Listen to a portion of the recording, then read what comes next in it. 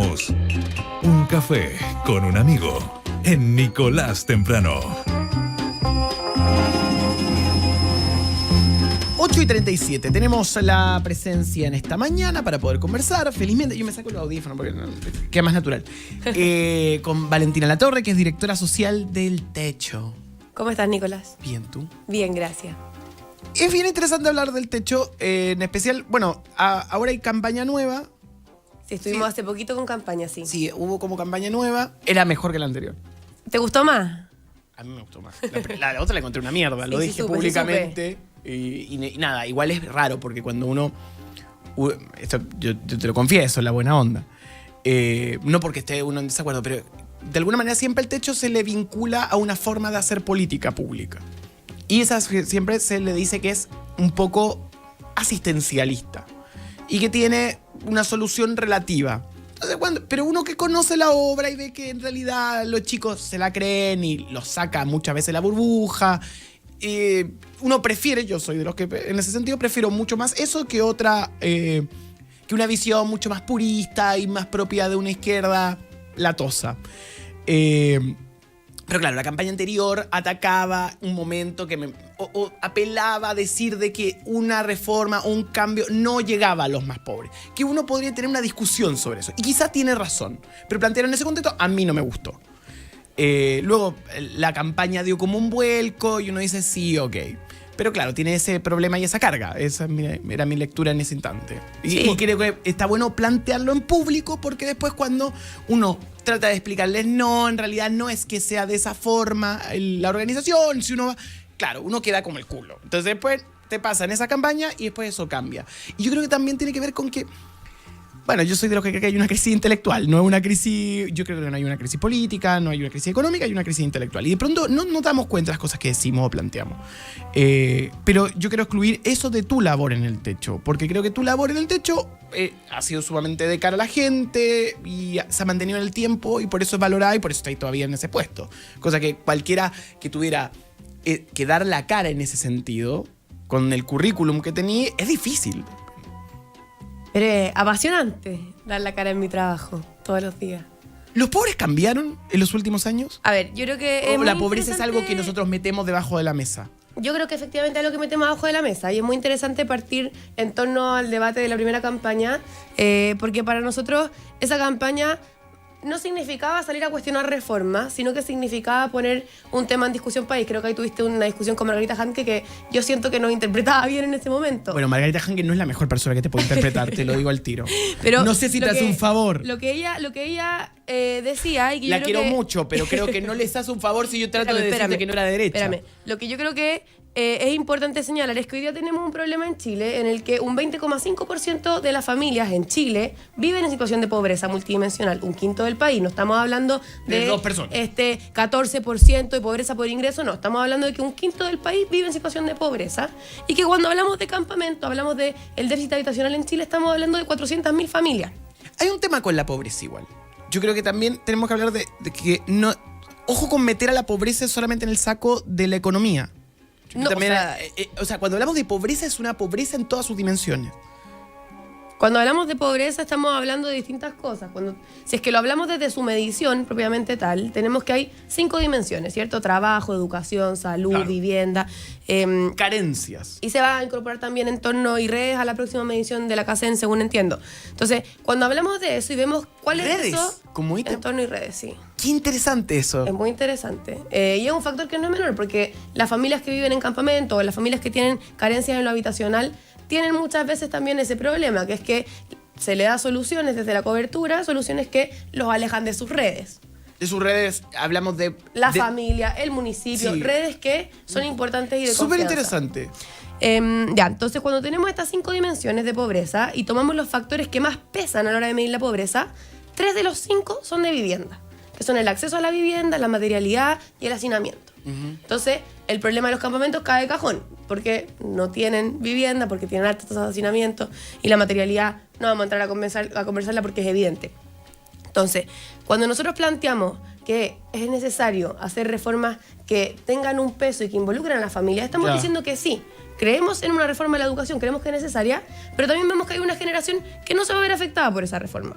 Nos encantaría que así fuera. Pero ojo, pero eso tiene que ver con respecto a algo que es muy interesante, y ahí coincido probablemente contigo, voy a verlo, que es el abandono del Estado.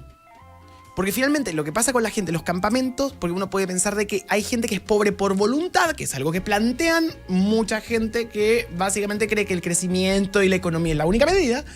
Pero lo que pasa con los campamentos es que hay un abandono de parte del Estado de esas personas que no reciben ninguna herramienta. Estamos Eso de es acuerdo. efectivo. O sea, Hoy los campamentos son gente abandonada por los estados, por la economía, por todo. hoy día, y por ponerte un ejemplo, yo creo que es súper concreto, el 66,7% de los mayores de 19 años en campamento no tiene la escolaridad básica completa. Eso es abandono del Estado. Y Pero eso es abandono en del el Estado país o es un volum- 39%. Ahora, esas personas, si quisieran estudiar, ¿podrían hacerlo? Hoy día no hay programas que efectivamente se hagan cargo de eso. Tenemos algunos programas de nivelación de estudio, pero no son suficientes, No es tomarte la mano y llevarte. sabiendo que hay que apostar por la Universidad de Derecho, y en eso como Techo creemos, pero que también va a haber que focalizar recursos en algunas personas que se quedan abajo de la mesa. Ahora, hay una cosa que es súper interesante sobre esa discusión. Es probablemente la discusión en la cual yo siempre tengo más discrepancias con mis amigos más de izquierda. En realidad yo peleo con todos, mi amigo de derecha y mi amigo de izquierda. Me parece que está bien hacer las preguntas. Alguien tiene que hacer las preguntas. Que es que si tú le entregas las herramientas... A ver, tengo un presupuesto. La plata no cae de los árboles, por desgracia. Nos encantaría. O la tienen probablemente secuestrada a los milicos, como dicen algunos, pero eso es un debate largo.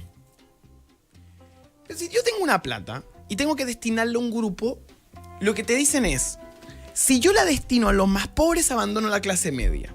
La clase media dice, hey, yo quiero derechos y quiero garantías sociales. Y los ricos dicen, yo no quiero garantías sociales. Es más, el discurso hoy de los más ricos es, yo no quiero, que creo que están en una lucha por mantener sus privilegios. Es muy loco porque es simbólico.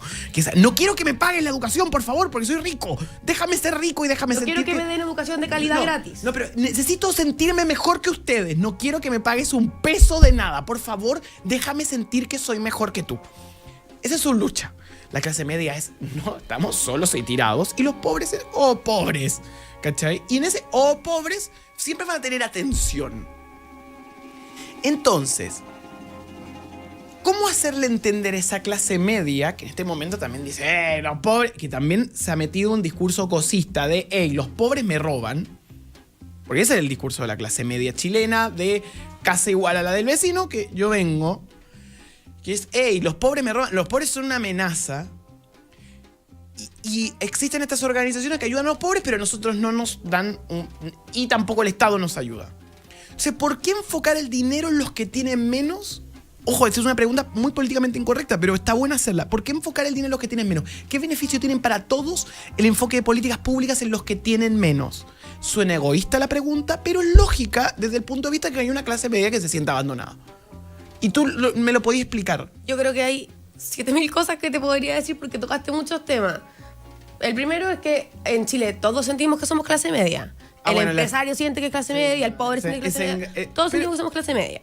Pero, por ejemplo, yo te pongo un ejemplo con los migrantes que yo creo que es un buen ejemplo para responderte.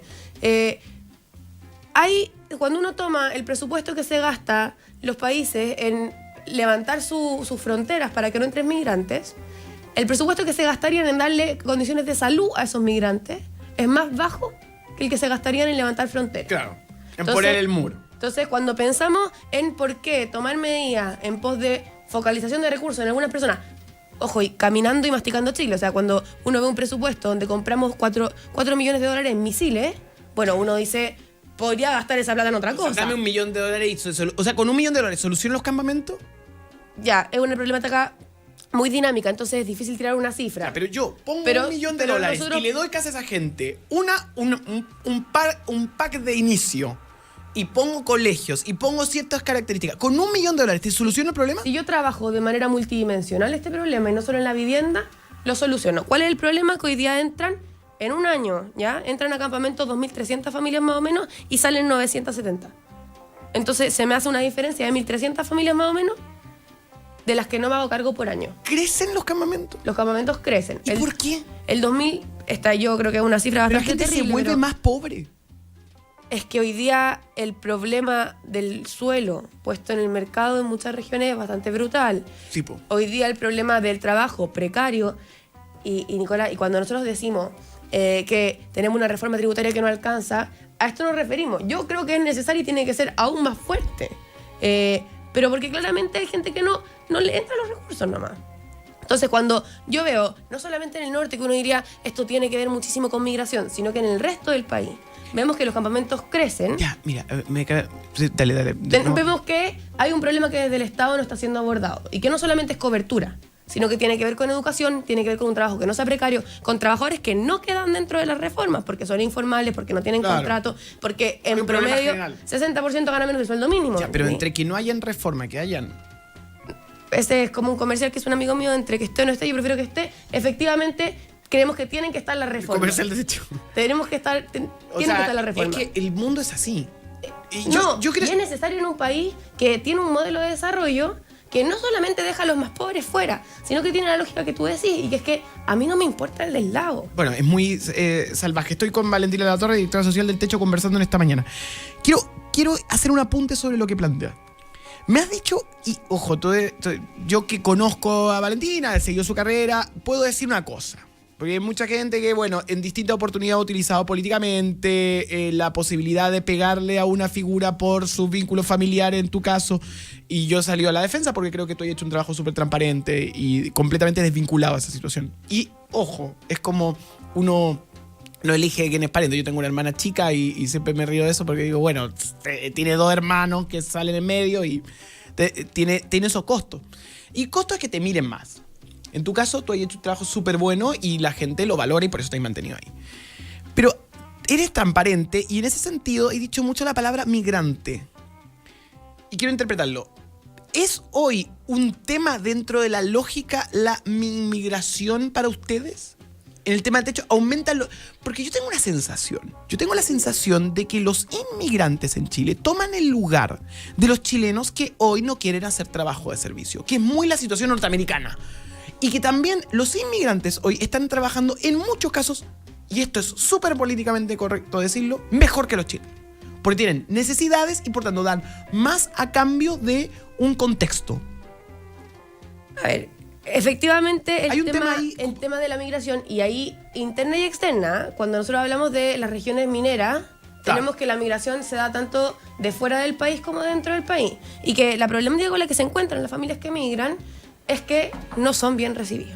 Entonces, ¿qué pasa? Optan por un empleo que, y es un poco lo que dices tú, es un empleo que ellos están dispuestos a hacer sin contrato, claro, con condiciones súper precarias. Y eso tiene una serie de consecuencias. Y eso, por supuesto que tiene consecuencias, pero además se encuentran en un contexto, en su vida fuera del empleo, en el que son profundamente discriminados.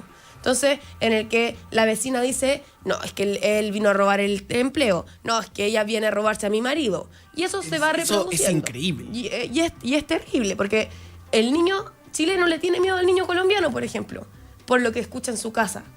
Y eso solamente va reproduciendo cómo nos vamos constituyendo. Pero eso es por una profunda falta de cultura que también es pobreza. Y eso es por pensar que nuestro país es un país donde solamente viven personas nacidas aquí. Hoy día Chile es un país absolutamente multicultural, en el que, claro, lo más terrible es que cuando es alguien, es un europeo o es un argentino, bueno, bienvenido sea, pero claro, cuando nos si es encontramos rubio, cambia el contexto. Con familias de Colombia, de Haití, que nos aportan una riqueza cultural tremenda, no. Igual el país va camino. No. Yo sabes que tengo mucho susto de un factor que yo digo, este país se ha balcanizado. O sea, a nadie le importa el otro. Y estamos viviendo en islas, y cuando tú nos traías esta realidad de lo que nos estáis contando con los campamentos, realmente en el día a día, te lo digo yo que trabajo en medios, no me encuentro con esa realidad. Y nadie, en realidad, si vivimos acá en la comuna provincial, nadie se encuentra con esa realidad. Sí te encontrás con pobreza, ¿cachai? Pero con campamentos es una cosa que está fuera de nuestro dominio. Y a mí bueno, yo siempre digo que cuando el Techo me ha convocado campaña, me participé en un comercial, en una oportunidad, fui a un campamento y es la primera vez que estaba ahí.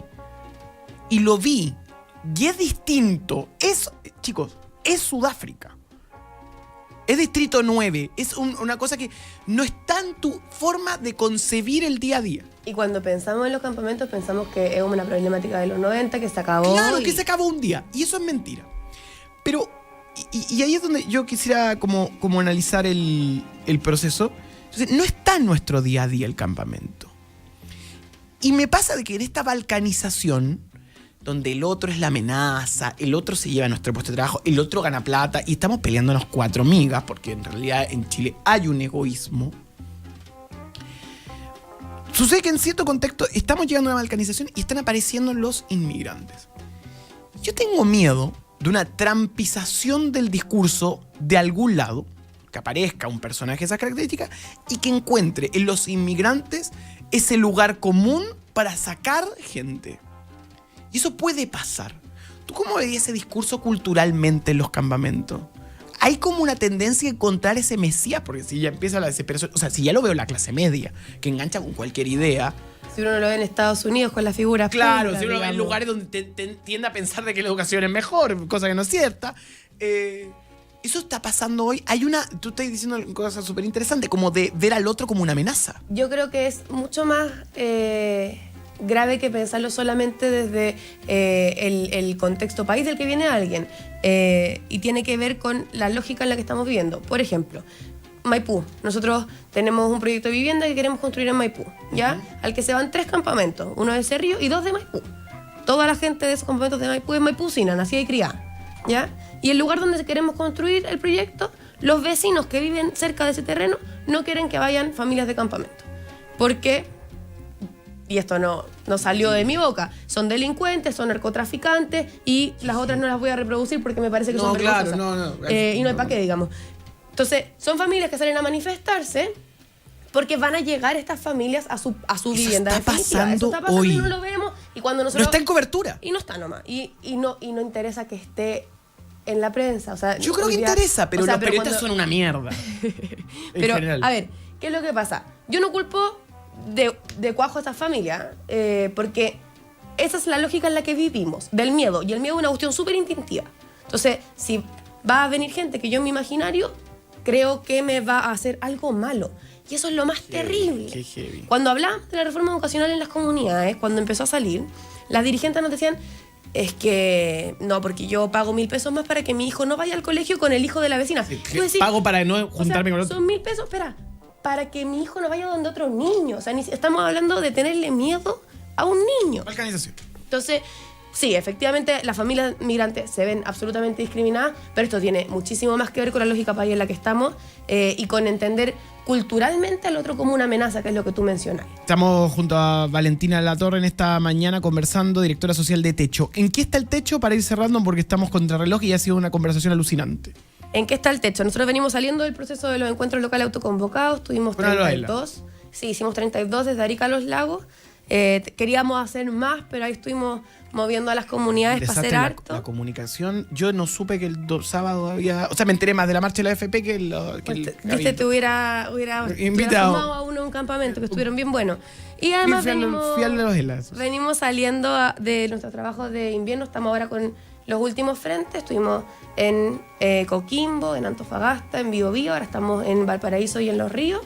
Proyectos comunitarios, diagnóstico, ejecución de un proyecto junto a la comunidad, sobre todo trabajando el entorno, porque entendemos que el proceso de los campamentos es largo y que las familias necesitan vivir mejor hasta que no salgan de ahí. Y también apostando por cambios en la política sustantiva, que es un poco lo que hemos estado conversando, sobre todo en cuanto al campamento como proceso. Cuando hablamos de que el 2011 habían 27.000 familias viviendo en campamento y que hoy día son más de 36.000, partimos del 2016 con 36.000 familias, van en aumento. En poquito nosotros vamos a actualizar cifras, pero estamos diciendo que hay 9.000 familias en 5 años, que es un dato bastante preocupante, y nosotros creemos que estamos llegando a una cifra de urgencia y hay que quizá en un par de años más el 10% de la población va a vivir en campamento. O sea, estamos hablando de 1.300 familias que aumentan por año. Y pobreza que no vemos porque la alejamos de nuestras ciudades. Y pobreza ciudades. que no vemos. Y también apostando porque hoy día, cuando vemos que en el resultado de los encuentros locales el quinto derecho más mencionado es la vivienda, creemos que estamos avanzando como país hacia lograr cambios más estructurales. Podemos informarnos a través de Twitter. Techo Chile es la forma de seguirlos. Muchas gracias, Valentina. Gracias a ti. Oye, realmente muy entretenida la conversación. Llega la presidenta Beatriz Sánchez y a continuación tenemos un programa increíble. ¿Por qué? Porque viene Giorgio Jackson, que yo digo que va a ser presidente. Ayer estábamos en un bar diciéndolo. El único que va a ser presidente es lo suficientemente pesado para ser presidente. Pero yo lo quiero a Giorgio. Hola, presidente. Dice este weón.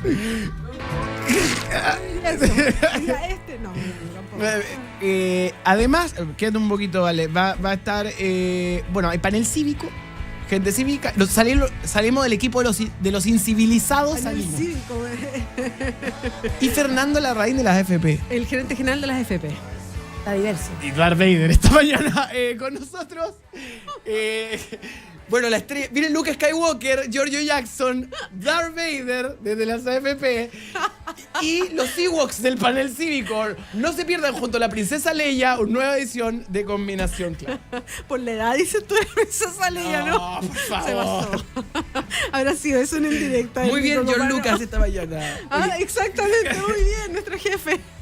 Nada, muchas gracias por venir. Mañana tenemos un nuevo Nicolás Temprano. Sigan atentos a Radio La Clave. Todo el día va a estar buenísima como siempre. Chau.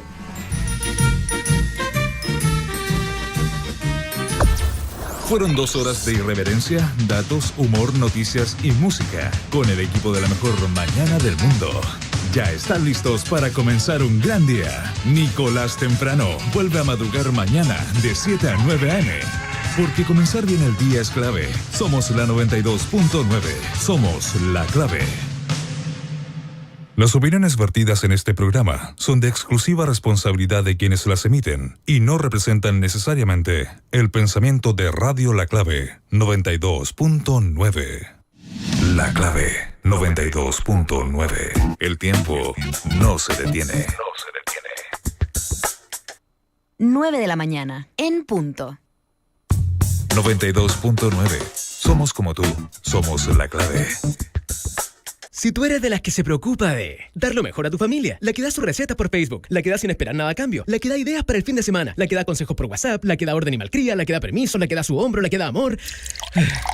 Entonces, dale Manantial a tu familia, porque darles agua purificada les hace bien. Manantial no contiene cloro, es libre de sodio y es 100% pura. En Manantial despachamos gratis toda la pureza y frescura que merece tu familia. Contáctanos al 600-427-2200 o solicítalo en manantial.com. Manantial es vida.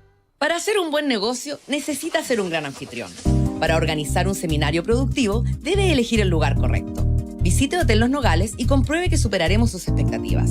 5 salones de hasta 300 personas con equipos audiovisuales, estacionamiento y Wi-Fi de alta calidad. Cotice en hotelnogales.cl o al 223-356958. A 2 cuadras del Metro Estación Los Leones. Hotel Nogales, Los Nogales 741 Providencia. 15 años en los mejores kioscos de Chile. Revista El Periodista. Reportajes en profundidad, los mejores columnistas y mucha reflexión. Pídela a tu suplementero cada mes. Suscríbete o síguenos en www.elperiodistaonline.cl. Revista El Periodista. Hoy más necesaria que nunca. Desde las entrañas de la naturaleza en Blue Mountain, Jamaica, llega el sueño de uno de los músicos más grandes de todos los tiempos, hecho realidad por su propio hijo.